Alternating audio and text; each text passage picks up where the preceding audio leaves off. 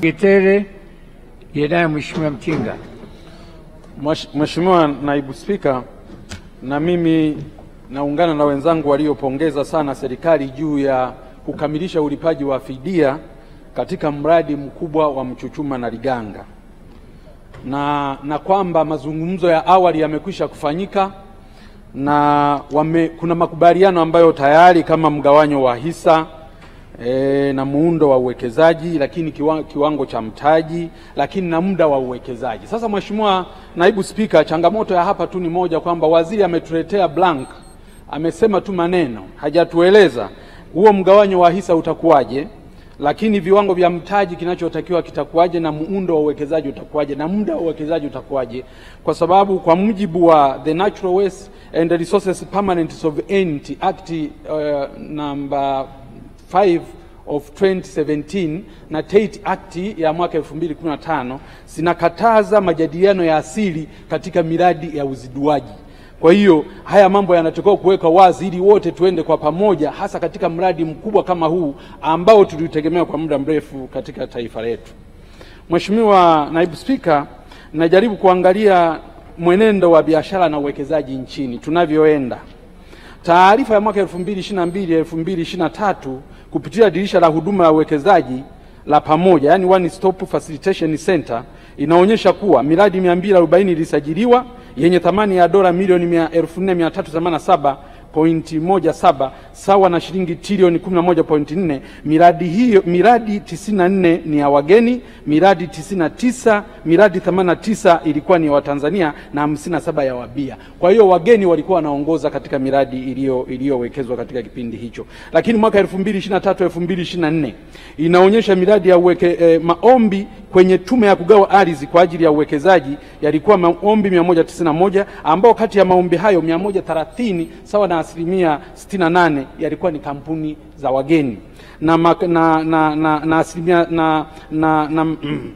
maombi 61 sawa na 32% yalikuwa ni ya Watanzania. Kwa hiyo na hapo inaonyesha kwamba wageni wanaongoza katika kupewa ardhi ya uwekezaji, wanaongoza katika uwekezaji kuliko wazawa na Watanzania waliopo. Lakini baadhi ya wawekezaji hapa ndani ya nchi, baadhi ya wawekezaji wa ndani wanalalamika kunyang'anywa kazi na wageni. Mfano, mfanyabiashara maarufu hapa nchini, mbunge mstaafu wa Igunga, Mheshimiwa Rostam Azizi, alinukuliwa na vyombo vya habari akisema, akilalamika wazawa kunyimwa kazi nyingi na kupewa wageni, huku akionya kuwa hakuna nchi duniani iliyowahi kupata maendeleo kwa kutegemea wageni. Mheshimiwa Naibu Spika, wizara hii ilitegemewa iwe ni rufaa ya huzuni na mateso ya wafanyabiashara, iwe rufaa ya huzuni na mateso ya wakulima na wafugaji wa nchi hii, lakini badala yake imekuwa ni kinyume. Imekuwa ni wizara ambayo imekuwa ikihalalisha kuuawa kwa biashara nchini, imekuwa ni wizara ambayo imekuwa ikihalalisha kuua uwekezaji nchini, ajira na hata kodi za serikali. Ni wizara ambayo inabariki na kusaidia na kuwa wakala hata wa bidhaa za kutoka nje ya nchi kupata soko hapa nchini, huku mazao na bidhaa za nchi zikiwa zinauawa bei zake kila siku na kuruhusu mambo ambayo hayaruhusiwi kwa mujibu wa sheria kuingia hapa nchini. Wenzangu hapa wamezungumza. Leo tunazungumzia swala la uingizaji wa bidhaa zisizokuwa na ubora, na kamati imezungumza swala la kuingizaji wa bidhaa zisizo na ubora. Ni kwa nini bidhaa zisizo na ubora ziingie nchini wakati tuna mfumo uliokamilika ndani ya nchi? Mamlaka zinazohusika na enforcement ya kuzuia bidhaa zisizokuwa na ubora ziko wapi mpaka bidhaa ziingie hapa nchini? Unazungumza mpaka nondo zinaingia nchini. Nondo zikiingia nchini ambazo hazina ubora, maana yake tunaenda kujenga madaraja ambayo hayana ubora, tunaenda kujenga zahanati ambazo hazina ubora, tunaenda kujenga vitu ambavyo havina ubora na vyenye madhara makubwa. Leo kuna viwanda bubu vingapi vinavyotengeneza, wananchi wetu wanakunywa vinywaji ambavyo havina ubora kutoka kwenye viwanda hivyo. Mamlaka zinazohusika zipo, wizara inayohusika ipo. Leo hii kupitia wizara hii waliondoa swala la kigezo cha COC kuwa kigezo cha kuingiza bidhaa nchini, cheti hicho kuwa ni kigezo muhimu cha kuingiza bidhaa hapa nchini. Ikaondolewa hapa, tukakataa.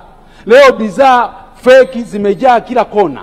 Kila mtu anakiri leo, kamati imekiri bidhaa zisizokuwa na ubora. Una bidhaa za umeme, una vifaa vya umeme ambavyo havina ubora. Wananchi wetu wanalipukiwa kule. Leo hii wananchi wanapata ajali kila leo. Kununua matairi ambayo hayana ubora, vifaa vya magari ambavyo havina ubora. Halafu tuna waziri ambaye anasimamia wizara hii, tuna taasisi ambazo zinasimamia wizara hii, wote wapo na wanakuja leo mbele yetu kuja kuomba pesa tena ili wakaruhusu watu wetu waendelee kupata ajali, waendelee kupata matatizo.